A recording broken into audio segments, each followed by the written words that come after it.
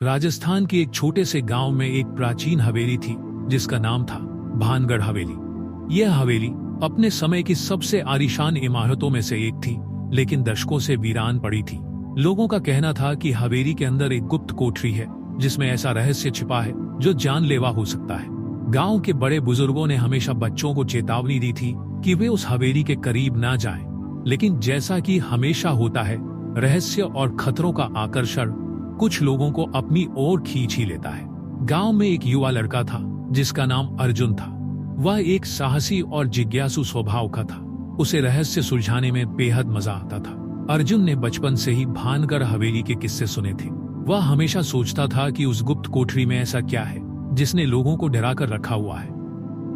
एक दिन जब गांव के लोग वार्षिक मेले में व्यस्त थे, अर्जुन ने फैसला किया कि वह हवेली में जाकर उस गुप्त कोठरी का रहस्य सुलझाएगा। उसने अपने दो दोस्तों नीरज और सीमा को भी साथ चलने के लिए मना लिया। तीनों रात का इंतजार करने लगे क्योंकि वे नहीं चाहते थे कि कोई उन्हें देख ले। रात के अंधेरे में तीनों दोस्तों ने हवेली में कदम रखा। हवेली के दरवाजे भारी और जंग लगे हुए थे।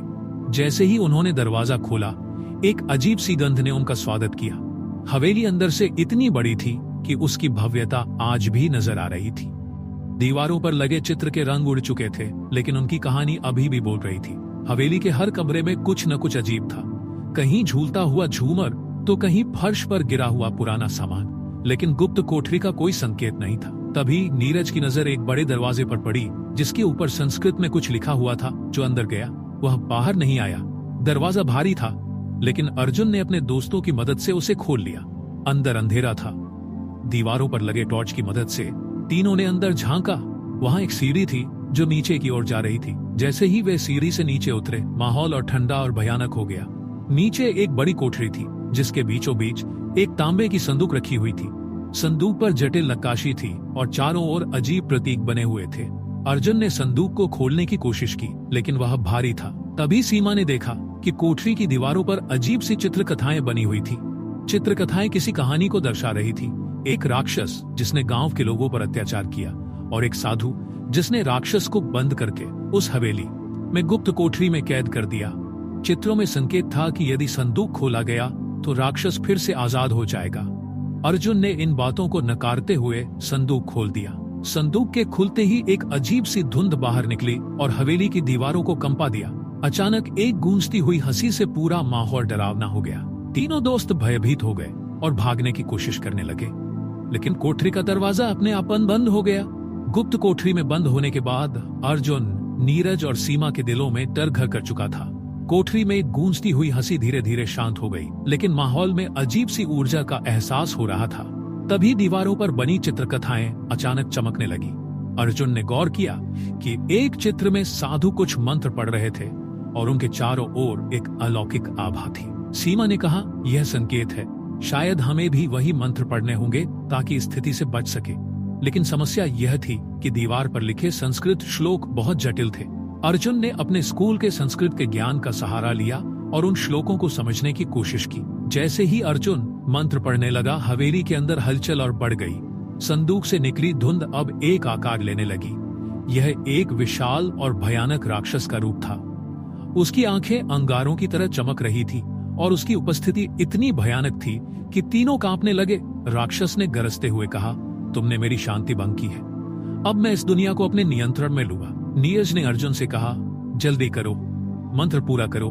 लेकिन अर्जुन को याद आया कि मंत्र अधूरा है।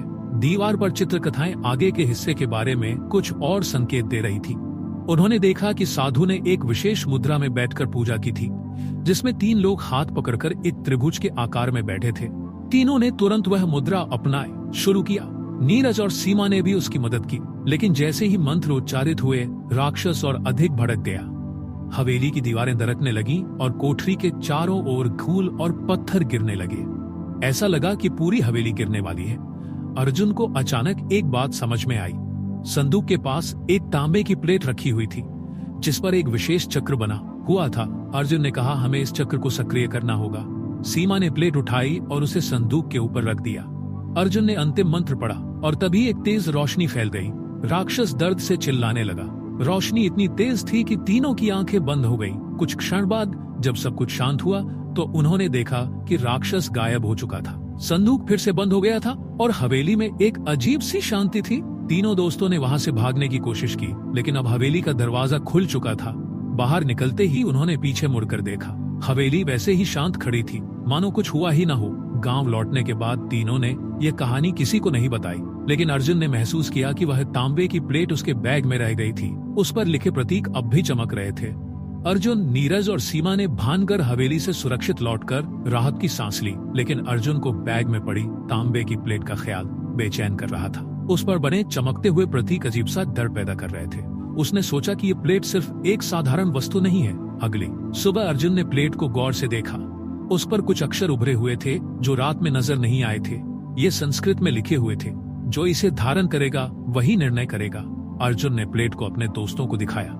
नीरज ने कहा, मुझे लगता है कि यह प्लेट सिर्फ राक्षस को रोकने का साधन नहीं है, बल्कि इससे जुड़ी और भी चीजें हो सकती हैं। सीमा ने सुझाव दिया कि वे इसे गांव के पंडित जी को दिखाएं, जो शास्त्रों और प्राचीन प्रतीकों के जानकार थे। पंडित जी ने प्लेट को ध्यान से देखा और कहा, यह कोई साधारण वस्तु नहीं है, यह एक अंकित यंत्र है जो एक प्राचीन तांत्रिक साधना का हिस्सा है। इसके माध्यम से न केवल राक्षसों को वश में किया जा सकता है, बल्कि इसकी शक्ति से बड़ी घटनाएं घट सकती है। उन्होंने चेतावनी दी, यह प्लेट जितनी शक्तिशाली है उतनी ही खतरनाक भी। इसे अपने पास रखना तुम्हारे लिए सही नहीं होगा। इसे किसी सुरक्षित स्थान पर छुपा देना चाहिए। अर्जुन ने पंडित जी की बात मानने का निश्चय किया, लेकिन उस रात जब अर्जुन प्लेट को रखने के लिए जगह ढूंढ रहा था, तो उसने महसूस किया कि प्लेट में से हल्की गर्मी निकल रही है। जैसे ही उसने उसे छुआ, उसे एक अजीब सा सपना आया।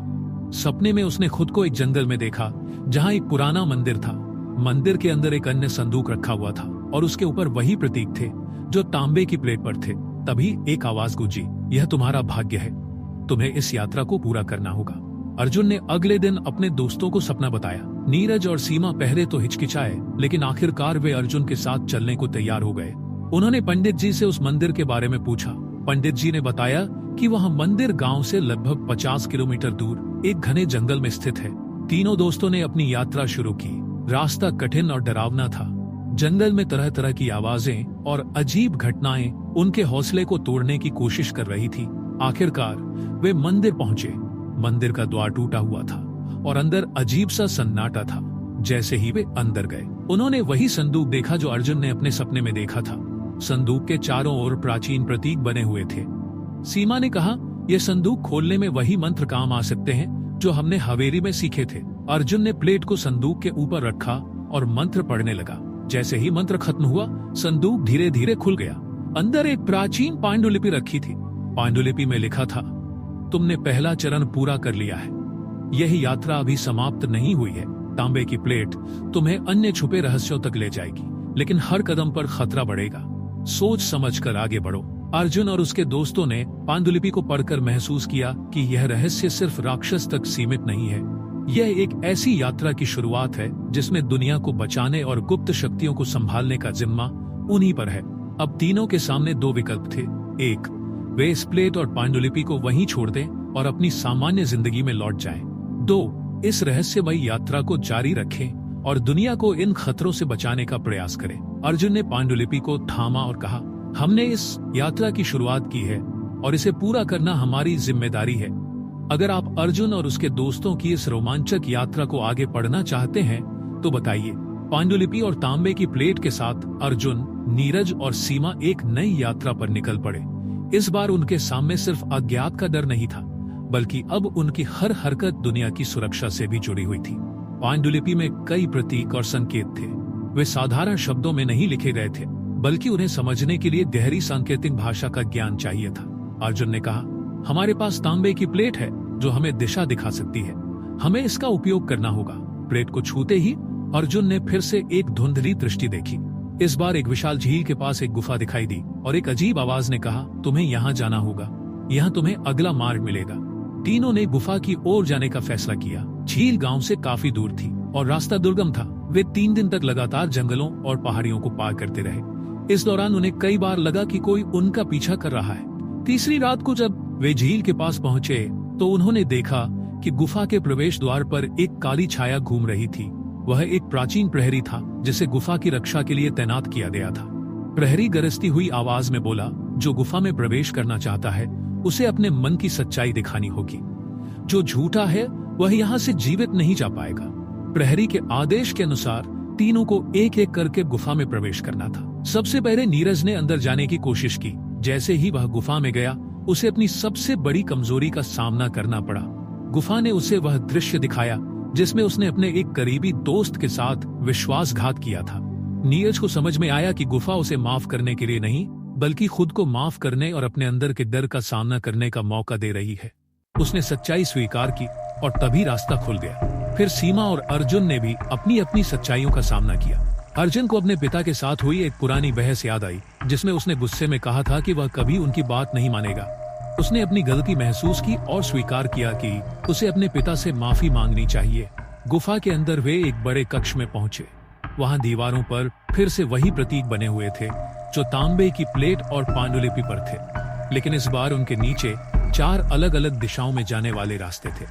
पांडुलिपि के अनुसार उन्हें उस रास्ते को चुनना था जो उनके लिए सबसे कठिन हो। अर्जुन ने प्लेट को ध्यान से देखा और वह चमकने लगी। प्लेट ने उन्हें दक्षिण दिशा की ओर इशारा किया। दक्षिण दिशा के रास्ते पर चलते हुए उन्होंने एक और दरवाजा पाया जो जंग लगा हुआ था।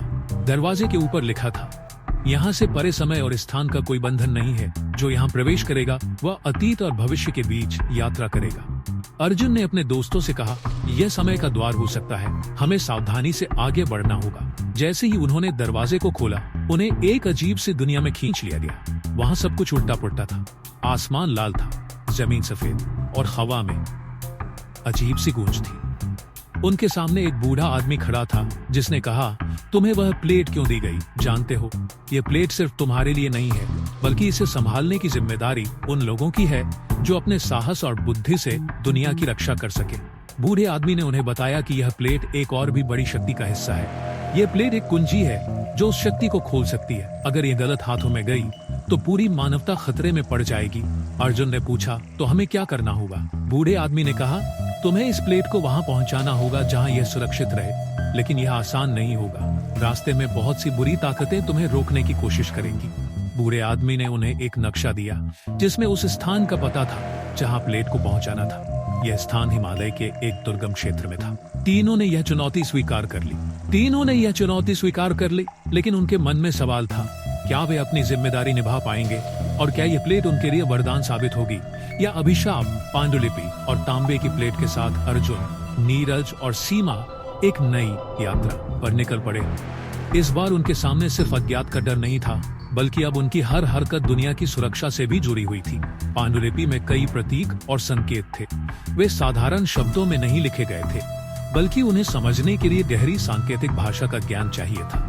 अर्जुन ने कहा, हमारे पास तांबे की प्लेट है जो हमें दिशा दिखा सकती है, हमें इसका उपयोग करना होगा। प्लेट को छूते ही अर्जुन ने फिर से एक धुंधली दृष्टि देखी। इस बार एक विशाल झील के पास एक गुफा दिखाई दी और एक अजीब आवाज ने कहा, तुम्हें यहाँ जाना होगा, यहाँ तुम्हें अगला मार्ग मिलेगा। तीनों ने गुफा की ओर जाने का फैसला किया। झील गांव से काफी दूर थी और रास्ता दुर्गम था। वे 3 दिन तक लगातार जंगलों और पहाड़ियों को पार करते रहे। इस दौरान उन्हें कई बार लगा कि कोई उनका पीछा कर रहा है। तीसरी रात को जब वे झील के पास पहुंचे तो उन्होंने देखा कि गुफा के प्रवेश द्वार पर एक काली छाया घूम रही थी। वह एक प्राचीन प्रहरी था जिसे गुफा की रक्षा के लिए तैनात किया गया था। करना चाहता है, उसे अपने मन की सच्चाई दिखानी होगी। जो झूठा है वह यहाँ से जीवित नहीं जा पाएगा। प्रहरी के आदेश के अनुसार तीनों को एक एक करके गुफा में प्रवेश करना था। सबसे पहले नीरज ने अंदर जाने की कोशिश की। जैसे ही वह गुफा में गया, उसे अपनी सबसे बड़ी कमजोरी का सामना करना पड़ा। गुफा ने उसे वह दृश्य दिखाया जिसमें उसने अपने एक करीबी दोस्त के साथ विश्वासघात किया था। नीरज को समझ में आया कि गुफा उसे माफ करने के लिए नहीं, बल्कि खुद को माफ करने और अपने अंदर के डर का सामना करने का मौका दे रही है। उसने सच्चाई स्वीकार की और तभी रास्ता खुल गया। फिर सीमा और अर्जुन ने भी अपनी अपनी सच्चाइयों का सामना किया। अर्जुन को अपने पिता के साथ हुई एक पुरानी बहस याद आई जिसमें उसने गुस्से में कहा था कि वह कभी उनकी बात नहीं मानेगा। उसने अपनी गलती महसूस की और स्वीकार किया कि उसे अपने पिता से माफी मांगनी चाहिए। गुफा के अंदर वे एक बड़े कक्ष में पहुंचे। वहां दीवारों पर फिर से वही प्रतीक बने हुए थे जो तांबे की प्लेट और पांडुलिपि पर थे, लेकिन इस बार उनके नीचे 4 अलग अलग दिशाओं में जाने वाले रास्ते थे। पांडुलिपि के अनुसार उन्हें उस रास्ते को चुनना था जो उनके लिए सबसे कठिन हो। अर्जुन ने प्लेट को ध्यान से देखा और वह चमकने लगी। प्लेट ने उन्हें दक्षिण दिशा की ओर इशारा किया। दक्षिण दिशा के रास्ते पर चलते हुए उन्होंने एक और दरवाजा पाया जो जंग लगा हुआ था। दरवाजे के ऊपर लिखा था, यहाँ से परे समय और स्थान का कोई बंधन नहीं है। जो यहाँ प्रवेश करेगा वह अतीत और भविष्य के बीच यात्रा करेगा। अर्जुन ने अपने दोस्तों से कहा, यह समय का द्वार हो सकता है, हमें सावधानी से आगे बढ़ना होगा। जैसे ही उन्होंने दरवाजे को खोला, उन्हें एक अजीब सी दुनिया में खींच लिया गया। वहां सब कुछ उल्टा पुल्टा था। आसमान लाल था, जमीन सफेद और हवा में अजीब सी गूंज थी। उनके सामने एक बूढ़ा आदमी खड़ा था जिसने कहा, तुम्हें वह प्लेट क्यों दी गई? जानते हो, ये प्लेट सिर्फ तुम्हारे लिए नहीं है, बल्कि इसे संभालने की जिम्मेदारी उन लोगों की है जो अपने साहस और बुद्धि से दुनिया की रक्षा कर सके। बूढ़े आदमी ने उन्हें बताया कि यह प्लेट एक और भी बड़ी शक्ति का हिस्सा है। यह प्लेट एक कुंजी है जो उस शक्ति को खोल सकती है। अगर यह गलत हाथों में गई तो पूरी मानवता खतरे में पड़ जाएगी। अर्जुन ने पूछा, तो हमें क्या करना होगा? बूढ़े आदमी ने कहा, तुम्हें इस प्लेट को वहां पहुंचाना होगा जहां यह सुरक्षित रहे, लेकिन यह आसान नहीं होगा। रास्ते में बहुत सी बुरी ताकतें तुम्हें रोकने की कोशिश करेंगी। बूढ़े आदमी ने उन्हें एक नक्शा दिया जिसमें उस स्थान का पता था जहां प्लेट को पहुंचाना था। यह स्थान हिमालय के एक दुर्गम क्षेत्र में था। तीनों ने यह चुनौती स्वीकार कर ली, लेकिन उनके मन में सवाल था, क्या वे अपनी जिम्मेदारी निभा पाएंगे और क्या यह प्लेट उनके लिए वरदान साबित होगी या अभिशाप? नक्शे और तांबे की प्लेट के साथ अर्जुन, नीरज और सीमा ने हिमालय की दुर्गम यात्रा शुरू की। रास्ते में बर्फीली पहाड़ियां, गहरी घाटियां और ठंडी हवाओं ने उनकी परीक्षा ली, लेकिन उनका दृढ़ संकल्प हर बाधा को पार कर रहा था। नक्शे में एक विशिष्ट स्थान का संकेत था जिसे शाश्वत शिखर कहा गया था। प्लेट अब और भी अधिक चमक रही थी। जैसे जैसे वे शाश्वत शिखर के करीब पहुंच रहे थे, प्लेट गर्म होती जा रही थी। प्लेट गर्म होती जा रही थी, मानो किसी शक्तिशाली ऊर्जा से जुड़ रही हो। रास्ते में उन्हें अजीब घटनाओं का सामना करना पड़ा। घाटी में अचानक बर्फ के पुतले जीवित हो गए और उनका रास्ता रोकने लगे। नीरज ने अपनी बुद्धि का इस्तेमाल करते हुए पास की एक चट्टान को गिराया, जिससे बर्फ के पुतले रास्ते से हट गए। एक जगह उन्हें एक साधु मिला जिसने कहा, यह प्लेट मेरे पूर्वजों की धरोहर है, इसे मुझे सौंप दो। साधु ने अपनी जादुई शक्तियों से उन पर हमला किया।